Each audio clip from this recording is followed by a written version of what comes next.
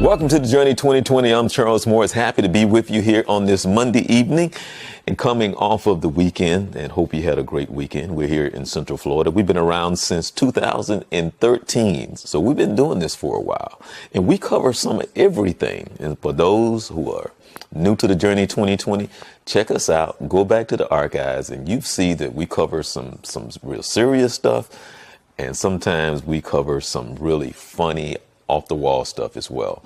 And so today, I have someone on that I've been trying to get to come on the show for the longest. So I'm going to tease and joke with her because she's kind of computer, let's just say, challenged in a way that her friend and I, we tease and joke about her. Like, one example, making a CD and doing all these other things. She's sitting here, she's laughing. But Malikah is a little computer challenge on some of the things that we go like, girl, you don't know how to do that? So I've been asking her to come on this show for a while, and we're going to get into why, but I just want to say, well, hello, Miss Malikah. How are you? Hi, I'm doing well. Right. Well, welcome to the Journey 2020. As you know, I've been trying to get you to come on the show now for about 6 to 8 months? Maybe 6 to 8 years. Well, I'm going to give a little history on Miss Malikah. In the world that I've been in for a little while now, I am surrounded by some of the most gifted people when it comes to entertainment, you know, so it doesn't get any better than the little circle which means, trust me, that's not my calling. Music, singing, none of that. And as a matter of fact, and even if you ask me to get up and dance, I can fake the funk because I can still kind of keep the beat. But, you know, but don't ask me to do anything other than just like, yeah. So with that being said, I met Malikah through France, and it was then that I was like, oh, wow. But she don't know this. But I'm going to play a little something, you know, because I'm full of surprises on the show. So, but this will kind of give you a little taste of what I'm talking about.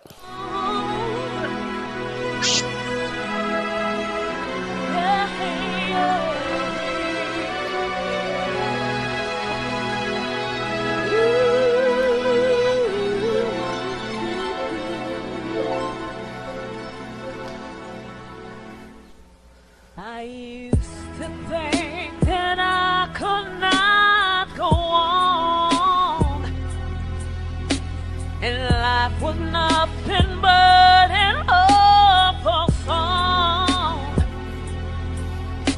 But now I know the meaning of true love. I'm leaning on his everlasting arms. You know, if I can see it, then I can do it. If I just believe it, there's nothing to it. I believe I can fly. I believe I can touch the sky. I think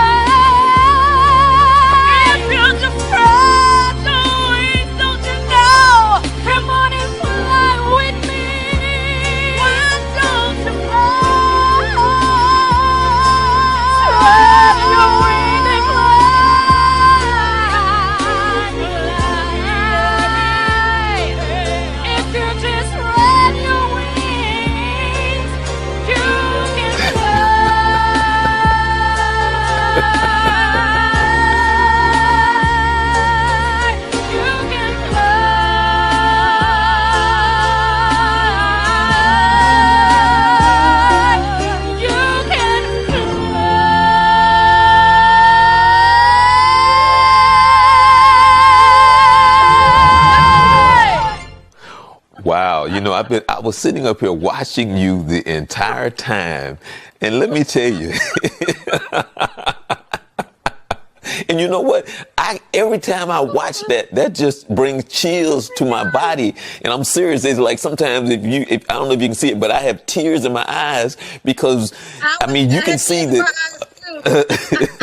There's just something about, and then, and even over the years, I've told people, because that's part of my annual event that I do every year.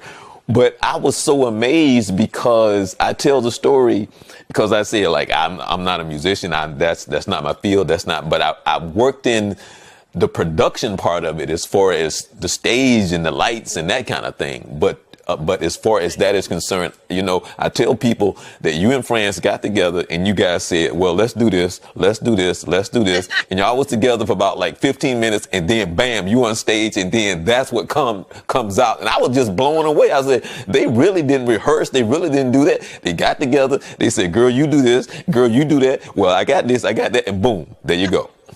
Right? Is that not what happened? Oh, you know why we didn't rehearse? Because I thought I was Patti LaBelle and she thought she was Gladys Knight. Yeah, but look, you got the people standing up. You got the people standing up.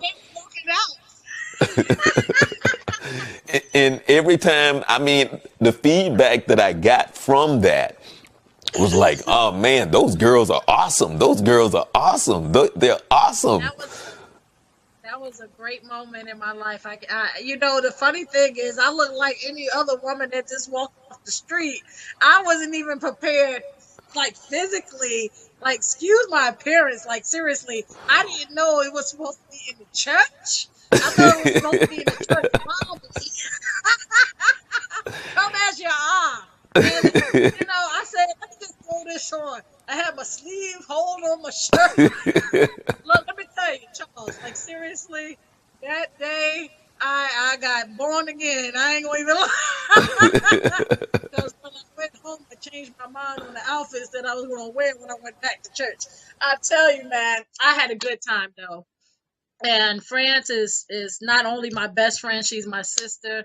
And to grace the stage with her every time that I get a chance to do that, man, you just don't even understand. Like, she is one of my best, dearest sisters, and I love her. She's just an epitome of what a best friend is and what a sister really is. And anytime that I can grace the stage with her, man, just give it to me. I'm telling you. So I enjoyed it, and thank you for having me do that. Even though I look like somebody right off the street on the side corner. But actually, you want to know the funny thing is because she every time I show that video, she gives me a hard time because she says the same thing because she was like, well, I'm working the event. I'm not dressed to go up on stage. I'm doing this. I'm doing that. Then all of a sudden I got to run on stage and I got to sing. I wasn't dressed and I wasn't prepared. Da, da, da, da, da. So she's saying the same thing. People have to forgive me because I'm looking like I'm sad sack from off the street. And I'm like, it didn't matter. You guys did a great job. You looked great to me. You had people, you got a standing ovation. And every time I show that to anybody, they're like, wow. So. Well, I tell you, God said, come as you are, but Lord help me. I tell you, but we had a good time. Well, I wanted to show that, saying that was how I got to know you through France and watching you perform. Also, that I videotape you out at Joyful, at Disney and blah, blah, and other opportunities that I've seen you sing and perform. And I've also have listened over the years as you tell when you're performing and what you're doing, because you left here and you went to Virginia. I think you went back home. Is Virginia your home? Yeah. Yeah. Okay. So let's start there. Let's talk about where you're from and how did you get into the wonderful world of singing? Well, the crazy thing is I'm originally from Newark, New Jersey, and born and raised. I was there for about 19 years. And then I moved to Virginia, where I am located now, Suffolk, Virginia. I actually stay with my mom and my dad right now, just helping out and doing what I can do right now. But I got into singing at an early age. I've sung all my life. I remember, oh my goodness, way back when my family would say, "Hey, I got somebody that can sing," and I was probably like 4 or 5, couldn't really sing a note. But I come from a family of singers. My father used to be a singer, and he used to sing in a group and everything, and he was very precise on harmonies and you know stage presence. He was amazing, and I got that from him. My mom was the educator. She was all about, educating people, and till this day she's an amazing educator. So I got both sides split, but at the same time it made this, beautiful woman now that you see. Hey.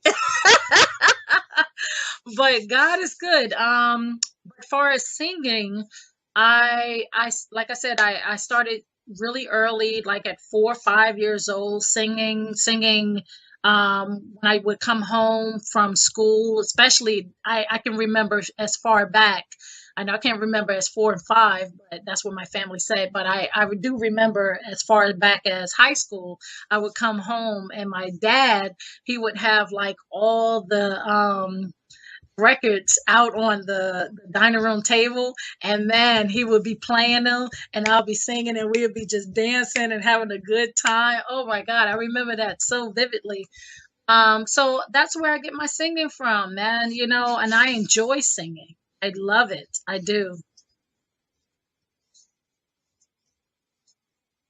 Well, let Yeah. me ask you this right here. Okay. Go back and tell me the first time that you felt like, oh wow, like you were on stage and this was like a big moment for you, your very first big moment when you performed on stage, whatever it was, however old you were, and you had this audience, and what was that like the very first time? The funny thing about that is my first audience ever was my family.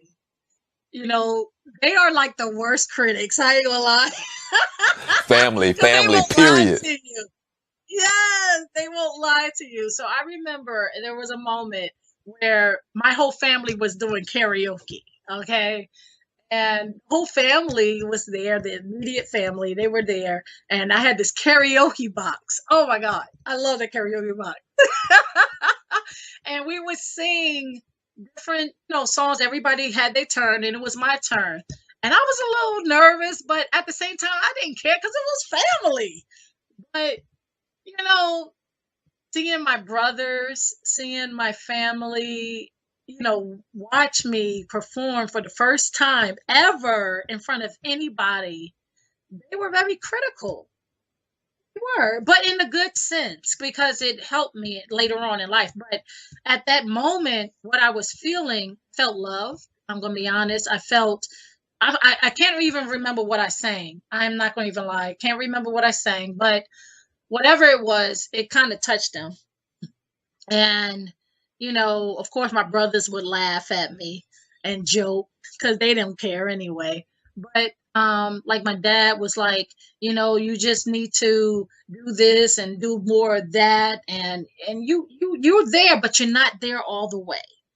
And I get it. I'm still growing. So that played a very pivotal moment in my life because it made me into the woman that I am as a singer today. So yeah, that was like one of the most memorable moments, the karaoke days.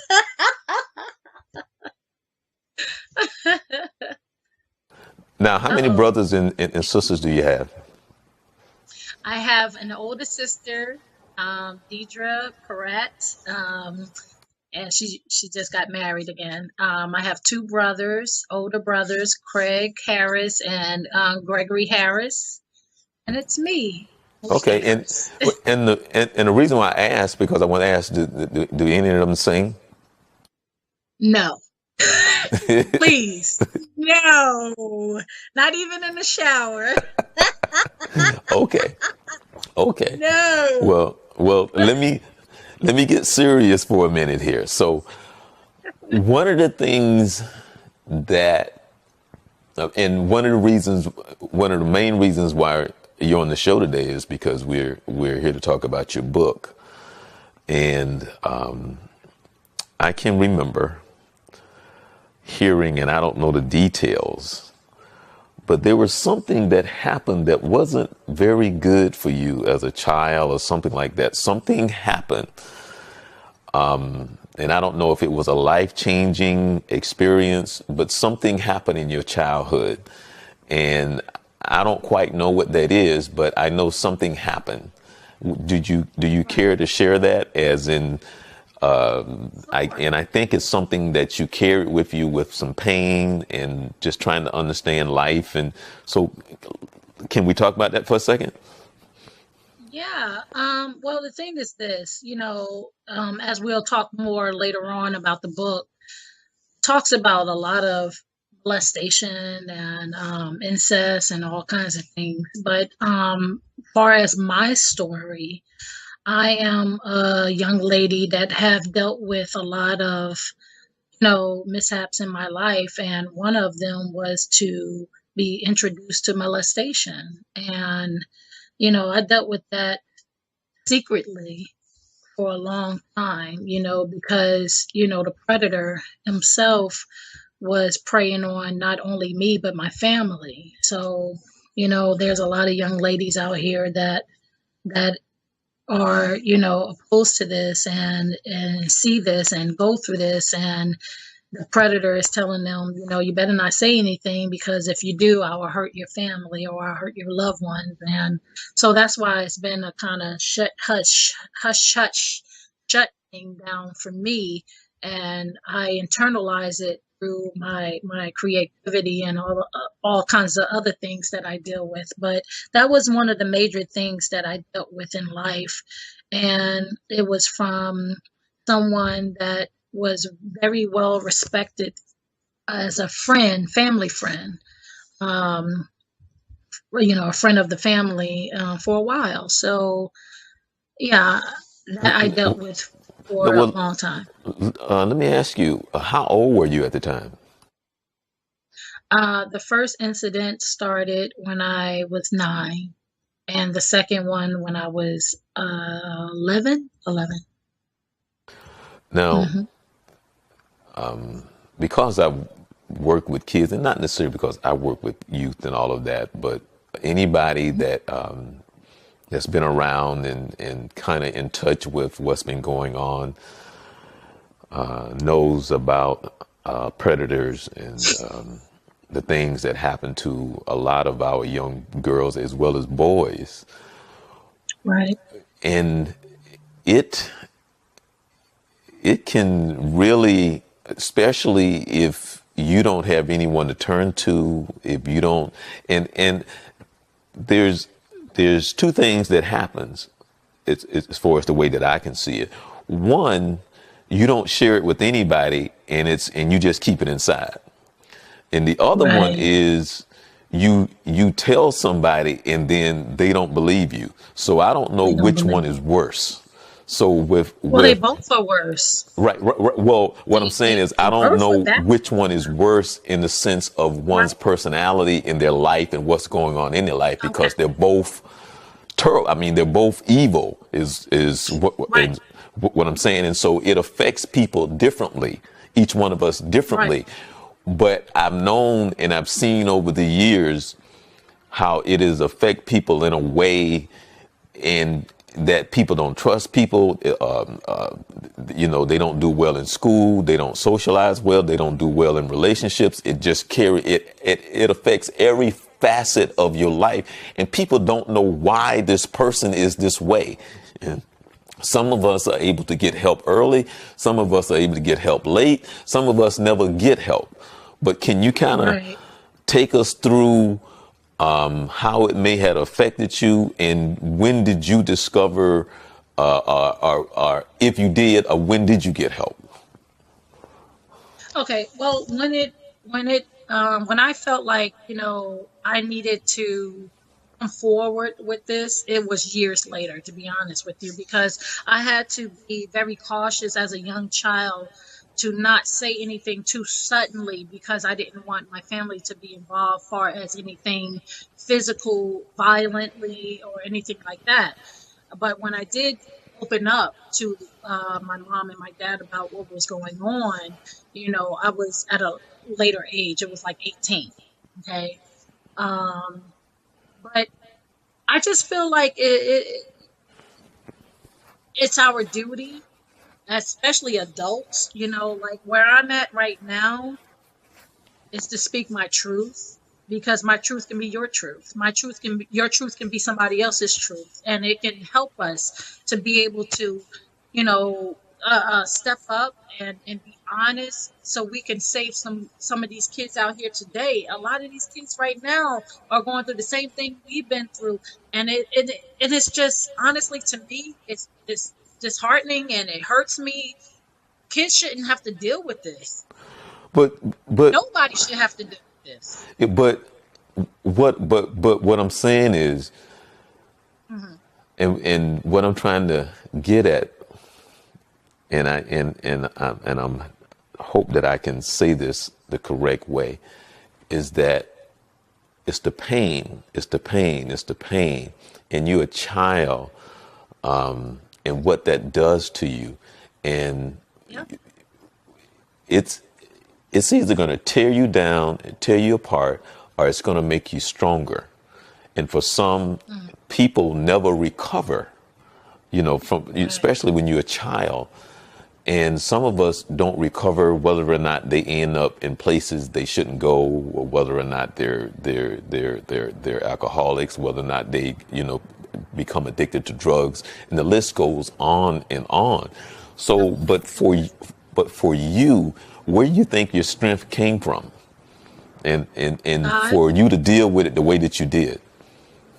I mean, honestly, I can only speak of where I've been, but just like you're saying, because of my platform, I totally understand exactly where you're coming from. But my strength comes from God. My strength comes from my family. My strength comes from the little girls and boys that that are dealing with this every day. My strength comes from the inner little girl that's in me. Every day, I look at little girls that are like little girl in me, and I'm so protective of these children, and I'm so protective of people. It doesn't even matter just about children. It matters about people, period. And I'm so protective. My strength comes from God. Number one. Number two, my family, my friends, people that love me, people that protect me, people that are about change, people that want something in life. There's so many people that have given up on life because life gave up on them. And I get it.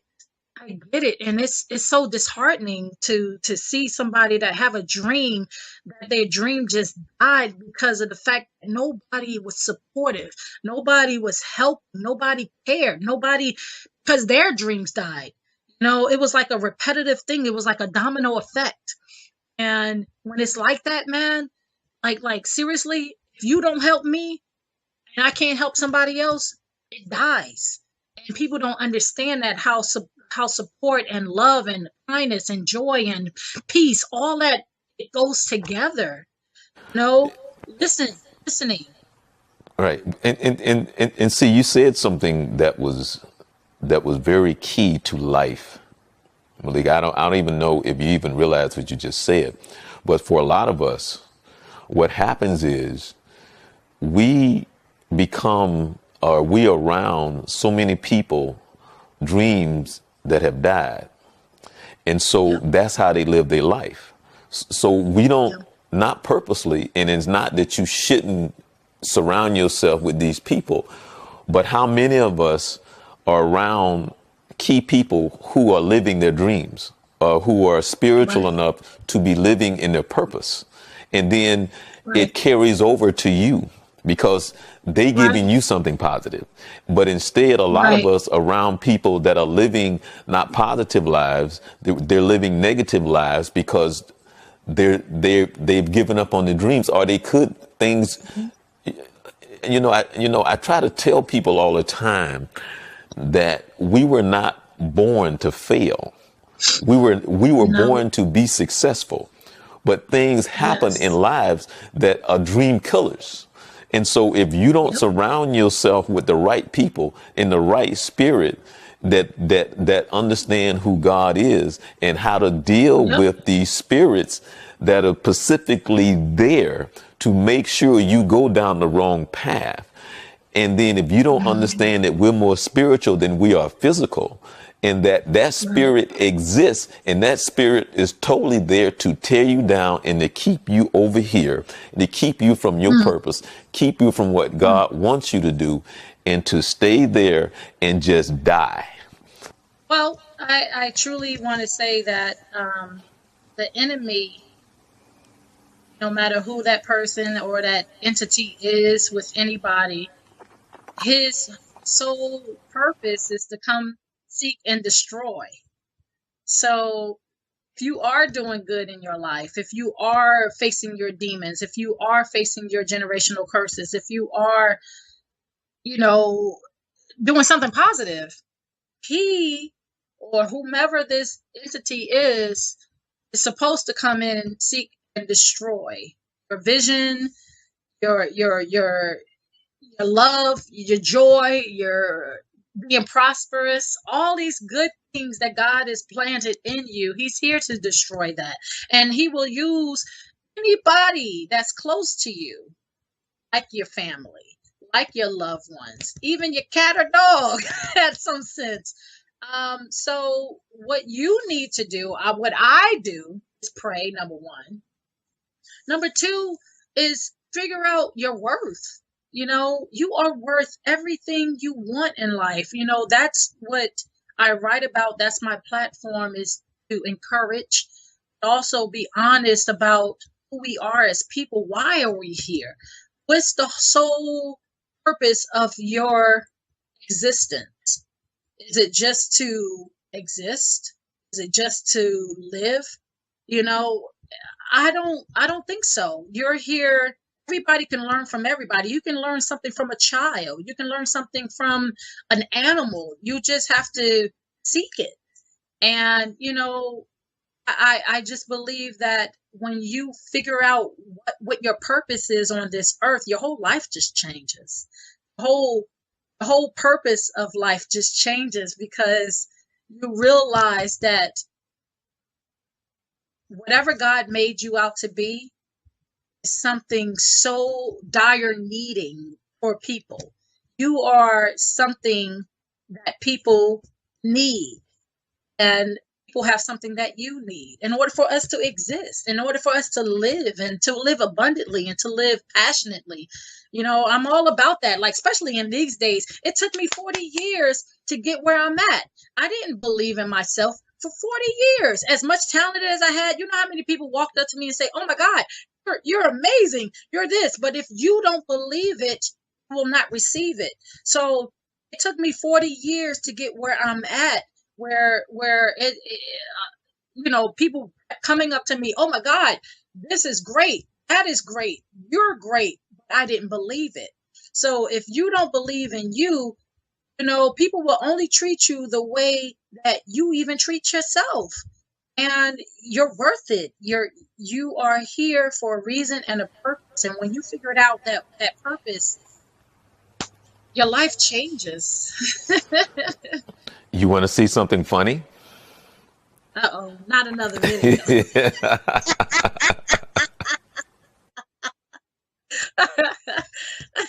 Yeah, I'll do. That came up on my Facebook feed yesterday. So what's the odds of that happening?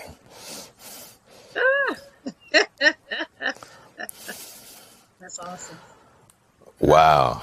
Now, that working with that what people don't know, that is something that started how long ago for you when you started to put that together? Yeah, and actually, won't you explain what that picture is from? This picture is actually kind of like a pilot of my musical Blood Sisters the musical when it was in the beginning stages. And this was 2006 or 7 maybe, when we just first started working on the Blood Sisters musical. We wanted to put together like a little pilot and a little, trailer of Right. what we're doing. Hmm. Right. Now, Blood Sisters. Won't you talk about that for a minute, and where did that come from?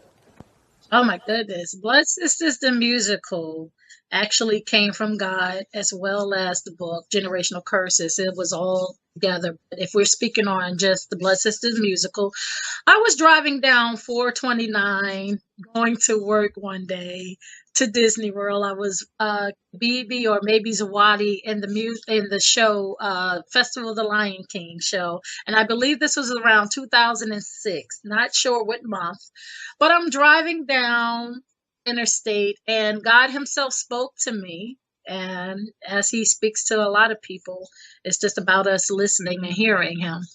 And I listened. And he told me, he said, I want you to put together a Broadway musical. Now, this is what he said. Broadway musical. All right. It's not a Broadway musical yet, but anyway, we're going to get to that. He said, I want you to put together a Broadway musical entitled Blood Sisters the Musical. And I said, okay. I said, but Lord, if you really want me to do this, you're going to have to give me a team. I don't think I can do this by myself. And he did incorporate 5 people. And honestly, I worked with 4 of them already. So that's where it was birthed. Right. Okay. And because I can remember the rehearsals, I can remember the videotaping, and actually, let me see. You guys did it at the Fringe thing. The Fringe here. We did. Yeah. Yeah, we did.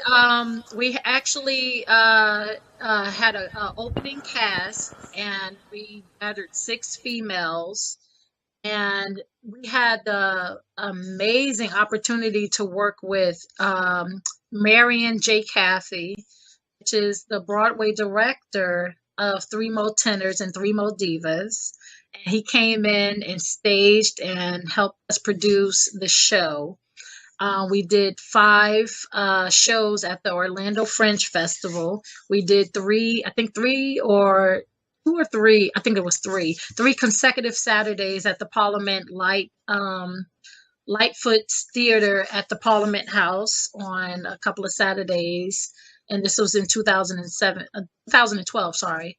And we also had the privilege of performing a 5-minute a cappella segment for the opening of Kim's AEM's what was it, the National Democrat Convention in 2012. So we've done a lot. It has brought so many great reviews and news reviews and movements, and it's still doing that as well. I will speak more about that a little bit later when we get into detail of what I'm doing now. But good stuff. Okay, so that started it, and so you're going to have to help us to where you are now. So take us through where you started with the Blood Sisters, and then that led to what?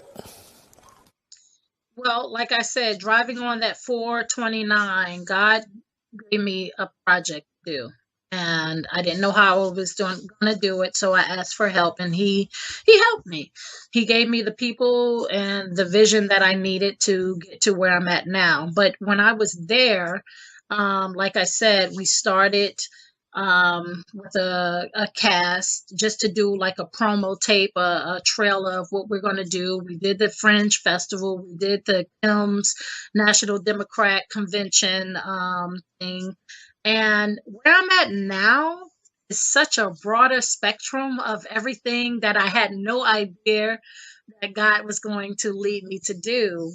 How he says, "No eyes have seen, no ears have heard." Where I'm at now, I'm taking the musical in my book to the female inmates at prisons all over the world. And we have debuted our first event in 2017 at the Hampton Roads Regional Theater. We had 36 inmates that watched the show. We actually didn't have a full cast. We had a DVD, showcased the DVD, and we also gave a couple of books to the prison's library so the inmates can read for free. And this is something that has been dear in my heart to do, sit with the inmates and talk with the inmates about facing their generational curses and their fears and their passions and all kinds of things. So this is my ministry.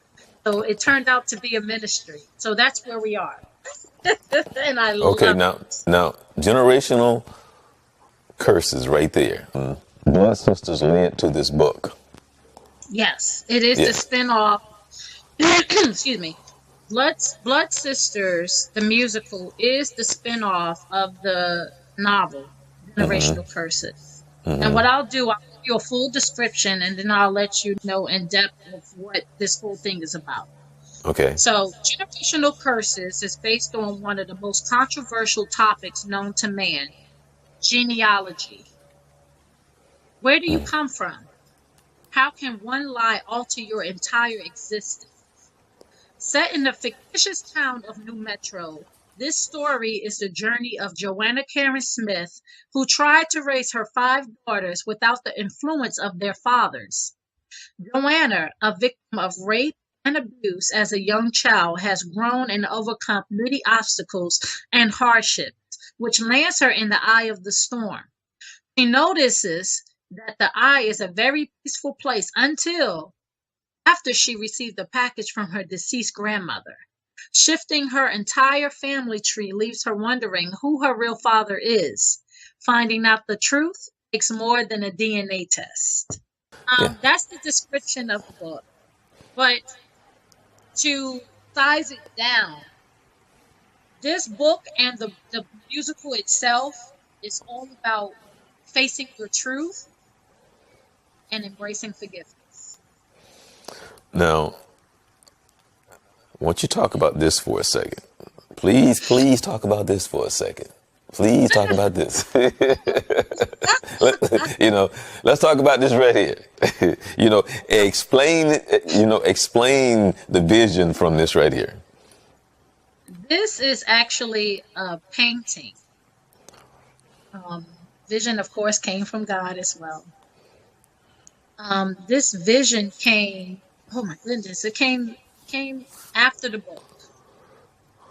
Okay. And what this painting is, for the ones that have read the book and for the ones that will read the book, this painting is the epitome of what generational curses is. Not just in the book, but in our families. You have a painting of the bark of the tree, which is a woman that's holding up the family with lies and the truth. And then you have these snakes in the tree that generates through the whole family. Right. Through lies, deception, all the stuff. Right. Basically, which is what you're trying to say is also the root, because even though it's the tree, but it's still held by the root, and in the root of that you have all of this. Yes, it's definitely the root. Everything is rooted. If it wasn't rooted, you'll be able to just say, "Hey, chop it down," and just be done with it. It's not that easy. If it's rooted, it's planted. Now, Yes. there's a conversation that I can have with you. Well, when I say you, I'm talking about someone that's spiritual. because when you're spiritual and you have a better understanding of a lot of things, and like, for an example, when we were talking about the spirit that is specifically there to make sure that you go down this path. And when you speak of generational curses and all those things, how difficult do you find yourself, those who are listening and hearing and want to hear, but don't quite understand what that means? Well, to be honest with you, a lot of people won't understand because we live in a world where there's probably out of 50%, well, not even 50, let's just say 100%. 2% are leaders, and most of them are followers. And if you're not, standing for something, you're falling for anything. And a lot of people don't understand the whole concept about trying to figure out their genealogy, their life, of not just their genealogy, but who they are as a person, because their minds are so clouded with other things that society brainwashes us with. So it's hard, to be honest with you, to answer that question. A lot of people don't realize the severity of why is it so important to understand all that stuff. Why you think we have reality shows like 600-Pound Life or Hoarders or all these other things? It stemmed from something that happened in their childhood, and people are still children inside themselves. They really are. They haven't really. That the physical has grown into an adult, but the inner being has not. But that goes back to what we were talking about earlier about how these things happen in our lives, where you could be molested or other things happen. Then no one knows how that affects a person on the inside, which causes them to go down this path of destruction because someone early on in their lives has basically violated them.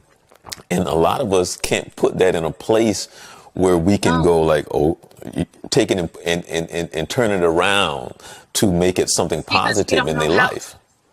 Some people don't know how to because they're so damaged. It's like honestly, like some of the characters that's in my book, there were two characters that went through the same thing, but they dealt with it differently because their mindsets were one way and the other way. And that's how society is. Everybody doesn't see red when you see red. Some people are colorblind. Some people can't see what you see or feel what you feel, even if you guys went through the same thing, deal with things differently. That's the best way to try to get through certain things, especially when it deals with incest or rape or abuse or molestation, all those negative things. The best thing to do is talk it through and to get to the level where people are and to understand their plight and understand how they're dealing with it, because that's what transpires: suicide, drugs, alcohol, abuse, even more abuse on top of the abuse that they did.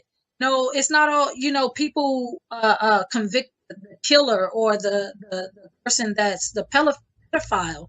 But to be honest with you, a lot of them been abused. Right. It's like a trickle down effect. It really is. So how do we really stop the whole system? It's not just moving on from being abused. It's trying to educate our abusers, educate our pedophiles, educate the molesters, educate all of us to understand where this stemmed from. It's bigger than what we even think. Yeah, it's funny because you reminded me of because we see people all the time, and by nature we automatically judge them, which is fine. It's when you don't realize what you're doing is when there's a problem. So every homeless person has a story. So Oh you don't yeah. understand what may have happened and stuff like that. When I did my event, my youth event for 2017, when we arrived at the J.R. Smith Center here, which is one of the local community centers here in Orlando, it was like 8 o'clock in the morning, and I looked up, and there was this little girl, and I call her a little girl. She looked like she was about maybe between the ages of maybe 19 and maybe 24. I don't know, but she was, she was young, and you could tell that she was homeless, maybe. And I looked, and I was like, wow. And here she is early in the morning. To make a long story short, she went away. She came back. One of the guys that worked there, I even went and asked her. I said, are you familiar with this girl that's out front? He said, no, I never seen her, blah, blah. To make a long story short, I tried to approach her to tell her that I have food and that I would be happy to, give her some food or something to drink, or, even give her a couple of dollars, Right. because I could tell that you can see that look on her face. Like she would easily be abused on the streets because she's young, very young, nice looking little girl. And I could, that she's being abused on the street, especially if she wants something to eat or somebody making her do things. You could see that Yeah. look on her. But Right. the minute I tried to step to her, she ran. I tried to say, Oh, good morning. And she just took off. took off. Right. And I was hoping that she would come back, because she came back about an hour later, but she was at a distance. So that's when I went inside to ask the guy, did he know her? Because then I was going to send a female out there to talk to her to say, hey, I got some food here, blah, blah, blah, blah. But by the time Right. I went and asked him to find somebody, I went back outside. She was gone. But to see her, there's so many of her that's out Yeah. there. And then to know, I don't know her story, but you know her story. And we Yeah. are so judgmental on Yep. just that alone to Yep. not understand. It's kind of like you sit there and complain about homeless people because they smell. Well, they don't have any place to go take a bath. You know what I'm saying? They don't have this, they don't have that. Or, well, I won't get into that. Right. To talk about the abuse and all the things in which we've been talking about, and how it leads to one thing to another, and how it can break you down, and how if you don't have the support group, it's kind of like I've worked with people who work with people who's getting out of prison, and the way the system is set up for it to be a revolving door, because Revolving now door. you just Yep. got out of prison, Yep. you don't have anywhere to go, you don't have a support system. Guess what? I'm going to end up back in prison, Might as well go back because in. that's the way it is. Yep. But it's supposed to be there to rehabilitate you to be part of that revolving door is what it is. Right.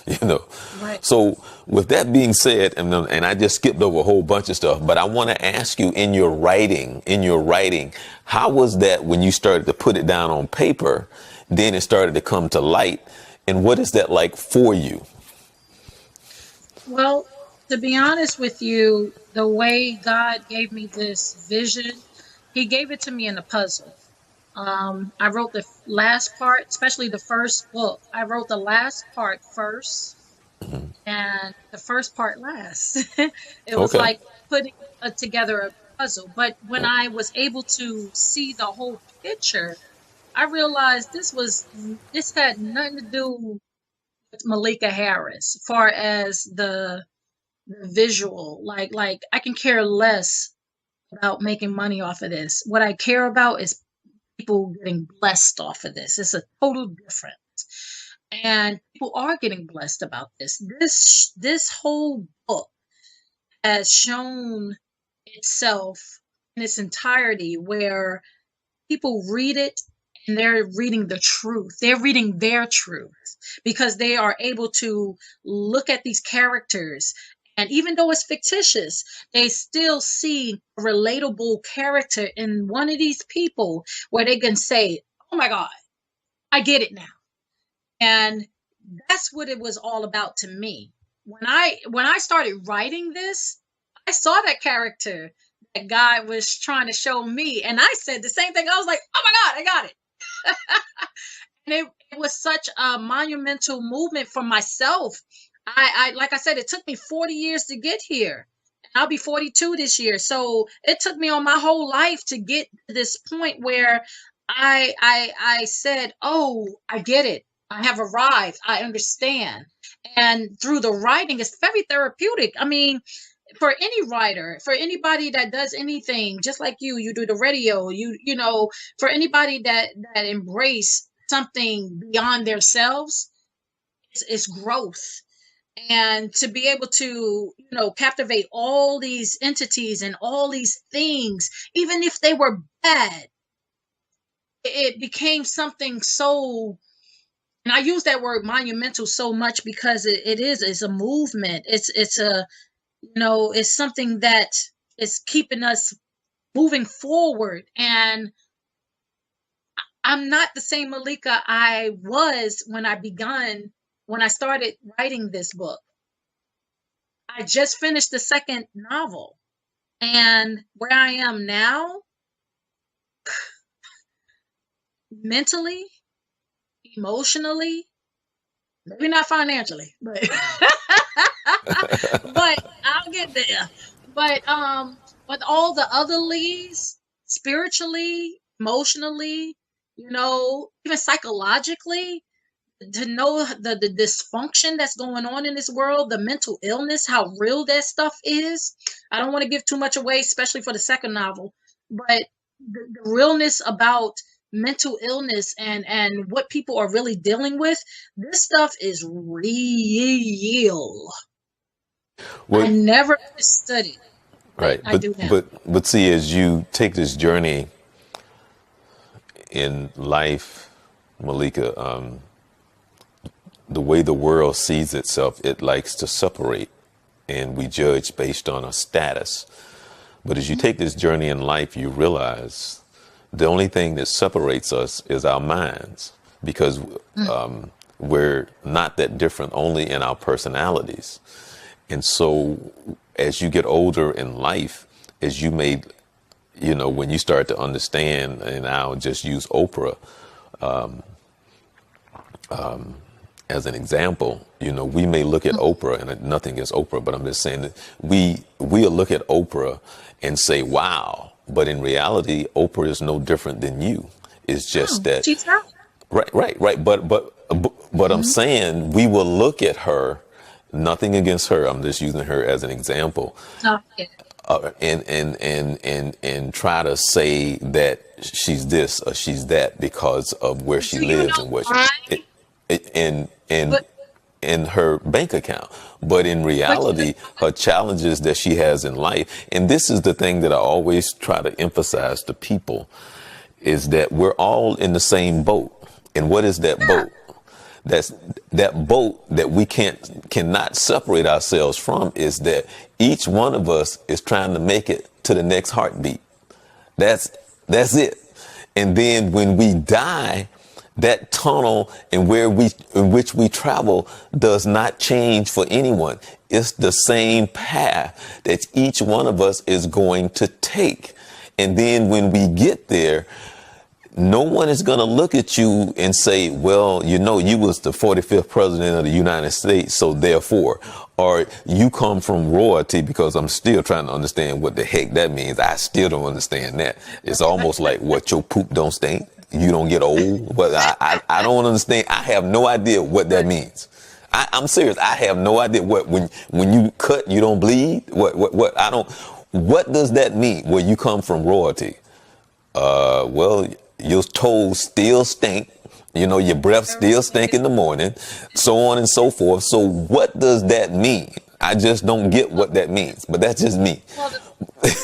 No, but the funny thing is that you said that is because the funny thing for me, I'm all about growth. I'm all about learning and educating myself and understanding before I form an opinion. Before I form an opinion on you, I'm not going to take somebody say, "Oh, don't mess with Charles. He sucks. He ain't no good. He's this and that."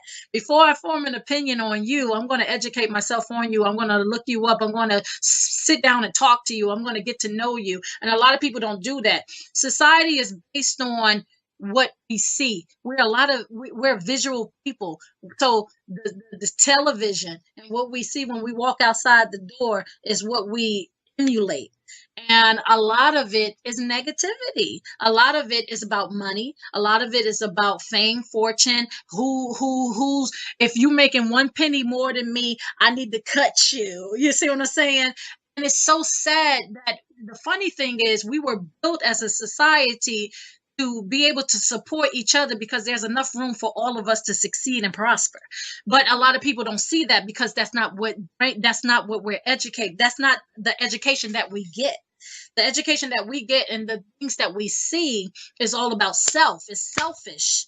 And that's not what God is trying to build us up as a society. He wants us to live abundantly. He wants us to do great. And we're built to be great. But the funny thing is, a lot of people don't think of it as a whole. They think of it as an individual thing. And it's not. I can't make it without you. You can't make it without me. But society builds us up to brainwash us to think like you only in this by yourself. You're not. I can't make it without this. The people that built my ancestors, people that have made this path so I can walk on. People don't recognize that. People recognize selfish things. You know, I think about like even far as the point, and I'll get a little selfish right now, but the point where I have my to go fund, and people know me and they see me doing something positive, and a lot of people, not saying that all, a lot of people will not invest. Will not invest because I'm not out here doing something negative. I'm out here trying to change the world. I'm out here trying to help people.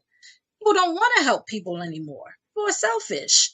I'm not saying all. I'm not saying all. I'm just saying there's a abundant few that has that mentality where they're like, I'm gonna get mine, and if I don't get mine, then F you and do this. And it's so sad that it's like that, but it really is. And that's the society that we live in. However, there's a lot of people like myself, like you, like France, like good people that's out here still banging on the concrete, doing what we need to do to get things done. And we're coming out of our own pockets. We're not always begging for money. We're putting money into the not just the congregation, into society, and saying, hey, what can I do to help?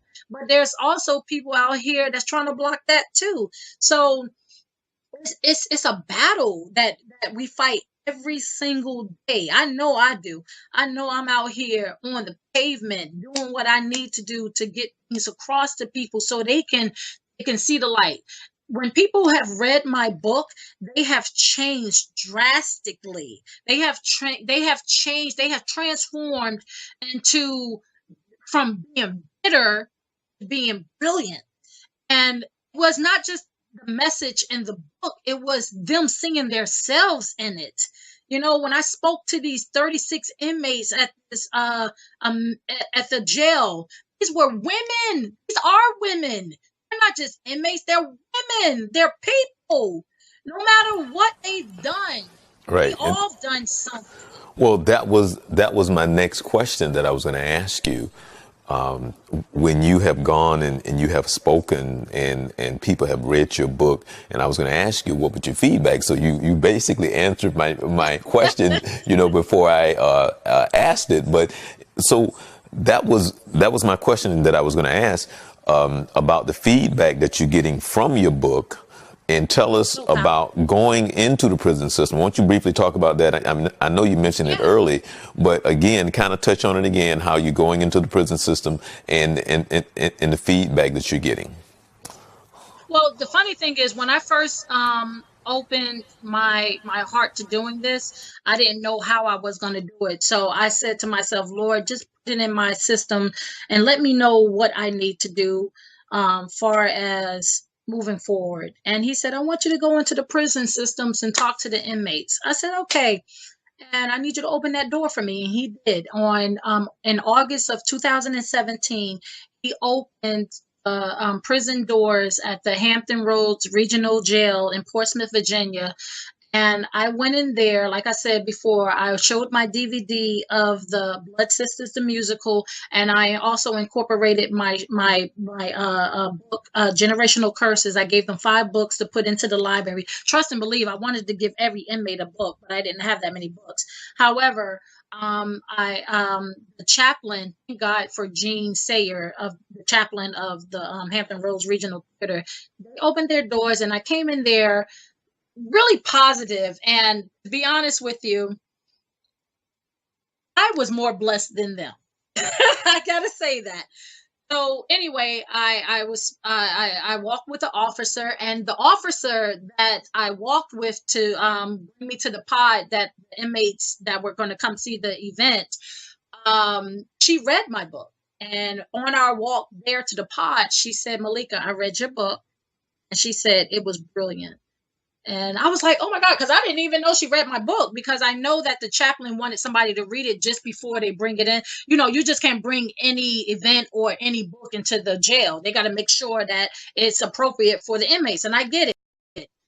Speak about so many different entities. So with that being said, the officer was like, oh my God, you know, this book is amazing. And she's like, I can't wait to see your event. So make a long story short, I spoke with the inmates. I said, hey, they opened the pod. I've been in a jail ever like that in my life. Well, I've been in a dormitory of a jail that was in Florida, but not the pod. And I walked in the pod. Wait a minute. I want to ask you a question. Because I've been in the jail system. Isn't it strange when they close that door, click, and then they lock it?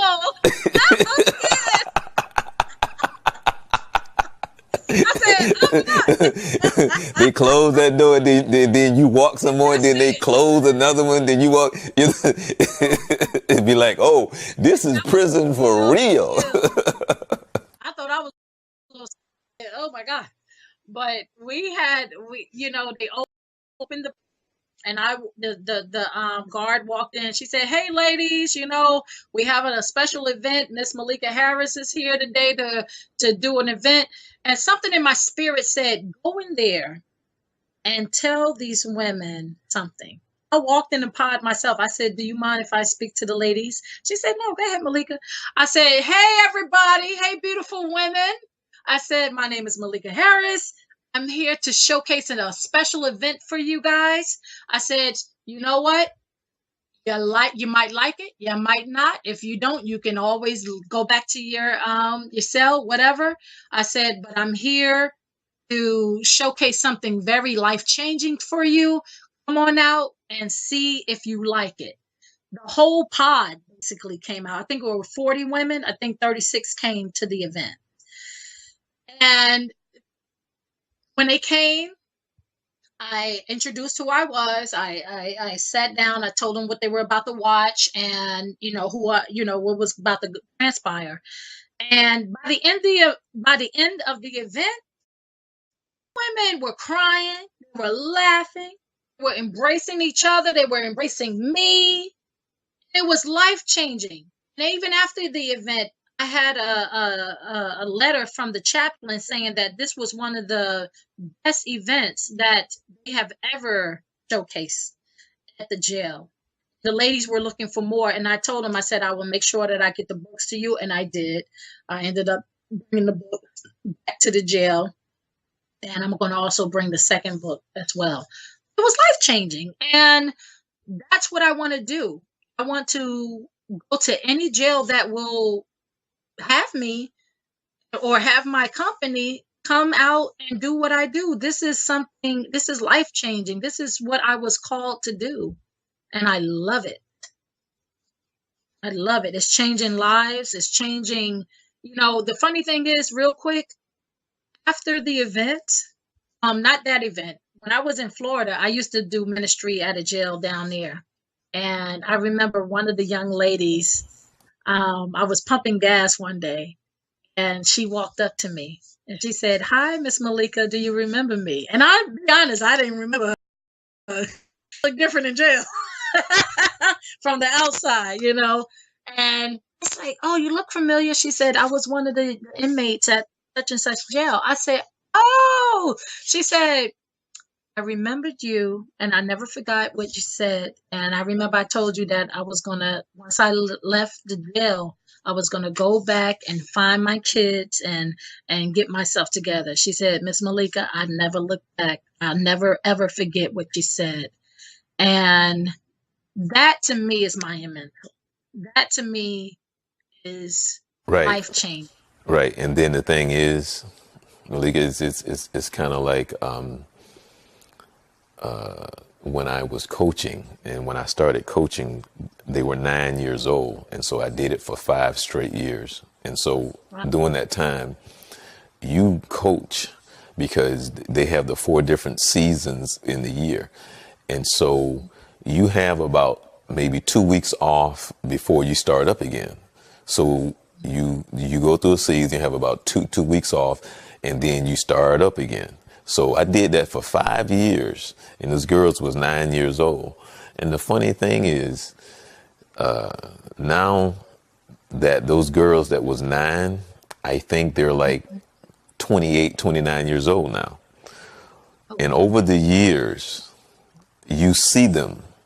And when they come up to you, because they call me Coach Morris, Coach Morris, and they will say something, and you look and you say to yourself, "You was listening?" And I'm serious, because you never know. You never know. I'm serious, because I've had some of them come up to me and say something, and it blows your mind, because you never knew they was listening to anything you were saying.